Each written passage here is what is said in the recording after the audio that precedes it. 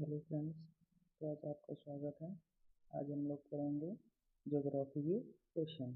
पहला है, सोनार 64 और लर्मा रोजो भारत में हरित क्रांति के दौरान पेश की गई फसल की उच्च उपज देने वाली किस्में हैं। इसका आंसर सी होगा। तो गेहूँ आपका सोनार और लर्मा रोजो के दौरान पेश की गई थी। कोयले का निर्माण मुख्य रूप से कैसे होता है? तो कोयले का निर्माण लाखों वर्षों तक संकुचित हुए मृत पौधों की परतों से होता है। नेक्स्ट क्वेश्चन है, उत्तराखंड के कौन से दो जिले उत्तर पश्चिम में हिमाचल प्रदेश के साथ अंतर्राष्ट्रीय सीमा साझा करते हैं? तो ये उत्तरकाशी और देहरादून जो जिले हैं, ये हिमाचल प्रदेश के साथ अंतर्राज्यीय सीमा साझा करते हैं।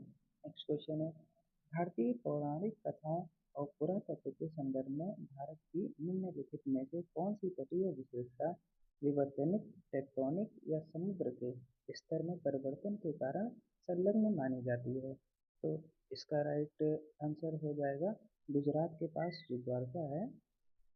नेक्स्ट क्वेश्चन, निम्नलिखित में से कौन सा विकल्प सही ढंग से स्पष्ट करता है कि भारत के पूर्वी तटीय मैदान पश्चिमी तटीय मैदान की तुलना में अधिक चौड़े और अधिक डेल्टा युक्त क्यों हैं? तो ये पूर्वी नदियां मंद ढालों के कारण बड़े डेल्टा बनाती हैं।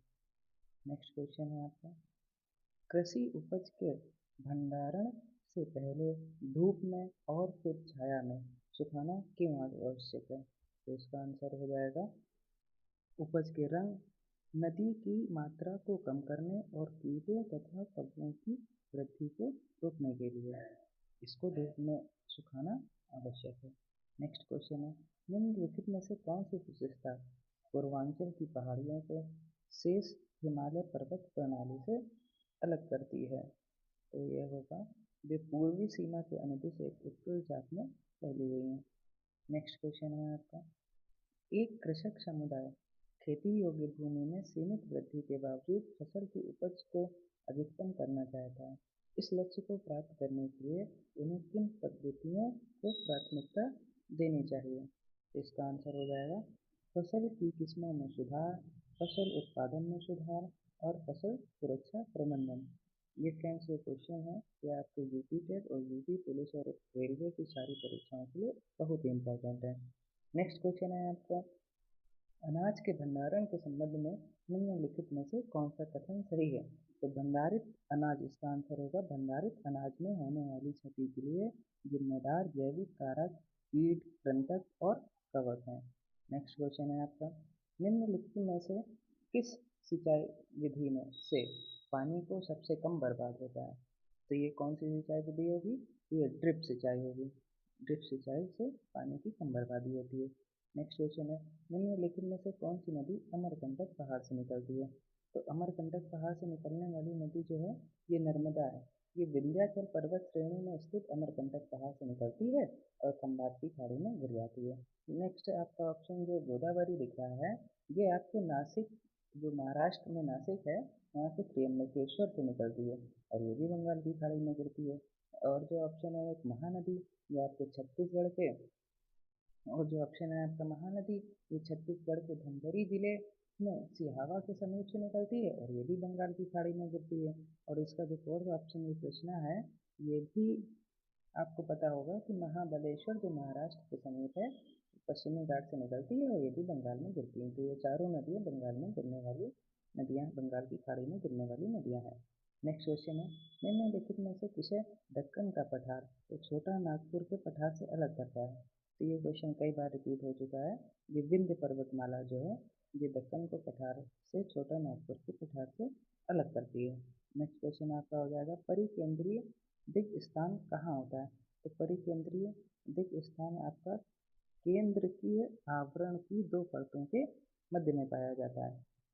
नेक्स्ट क्वेश्चन है, पूर्वी तटीय मैदानों में बालू के टिब्बों और तट के बीच क्या स्थित होता है? तो ये स्थित होता है आपका लेगून। नेक्स्ट क्वेश्चन है, महान हिमालय का उत्तर पश्चिमी सिरा कौन सा शिखर बनाता है? तो महान हिमालय का उत्तर पश्चिमी सिरा ये नंगा पर्वत बनाता है।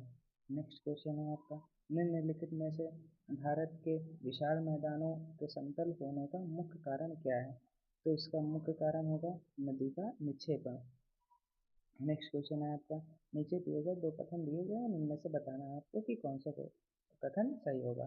तो पहला कथन है आपका, दुधारू पशुओं का पालन पोषण मुख्य रूप से दूध उत्पादन के लिए किया जाता है। तो ये तो सही हो जाएगा आपका कथन। नेक्स्ट है, दुधारू पशुओं का उपयोग मुख्य रूप से कृषि क्षेत्रों में जुताई के लिए किया जाता है। तो ऐसा ये नहीं सही। तो आपका कथन एक सही है और बी गलत, इसलिए ऑप्शन आपका ए नंबर सही होगा। नेक्स्ट क्वेश्चन है, मैं निम्नलिखित में से निम्न दिए गए दो कथनों के, अब फिर से ये कथन वाला देखिए क्वेश्चन आ गया। पहला कथन इसमें क्या कह रहा है कि भंडारण, इसमें पहला कथन कह रहा है कि भंडारण की प्रतिकूल स्थितियां अनुचित भंडारण अनाजों में वजन में कमी और रंग फीका करने के कारण बनती है। और इसका जो है तो ये वाला तो कथन सही हो जाएगा।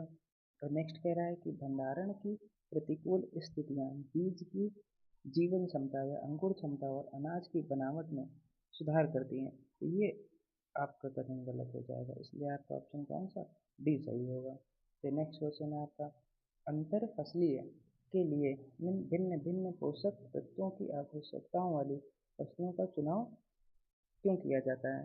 तो इसका आंसर होगा, खेत में आपूर्ति किए जाने वाले पोषक तत्वों का अधिकतम उपयोग सुनिश्चित करने के लिए आपके फसलों का चुनाव किया जाता है, अंतर फसलीय।